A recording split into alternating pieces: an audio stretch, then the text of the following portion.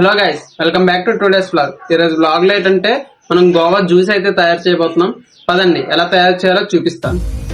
So guys, ముందైతే Goa juice చేసుకోవడానికి ముందు మనం ఒక జాంకాయ అయితే తీసుకోవాలి. సో ఆ జాంకాయని అయితే నీట్ గా కట్ చేసుకొని ఈ విధంగా వీడియోలో చూపిస్తున్నట్టు ఇలా అయితే గుజ్జు అయితే తీసుకోవాలి. సో గైస్, ముందైతే జాంకాయని నీట్ గా కడిగి అయితే తీసుకోండి. కడుక్కొని నీటి తీసుకున్న తర్వాత ఇలా గుజ్జులు తీసుకొని దాన్ని అయితే ముక్కలుగా కట్ చేసుకోవాలన్నమాట. సో అలా కట్ చేసుకున్న ముక్కల్ని మిక్సీ గిన్నెలోకి అయితే తీసుకోవాలి. సో అలా కట్ చేసుకున్న ముక్కల్ని మిక్సీ గిన్నెలో తీసుకున్నాం కదా, దాంట్లోని స్వీట్నెస్ రావడానికి కొంచెం షుగర్ అయితే యాడ్ చేస్తాం. సో షుగర్ తో పాటు కొంచెం మిల్క్ అయితే యాడ్ చేసుకొని ఇలాగా, అంటే మిల్క్ యాడ్ చేయకపోతే కొంచెం టైట్ గా వస్తుంది కాబట్టి కొంచెం మిల్క్ ని అయితే యాడ్ చేసుకోవాలి. సో మిల్క్ యాడ్ చేసుకొని మిక్సీ అయితే పట్టుకోవాలి.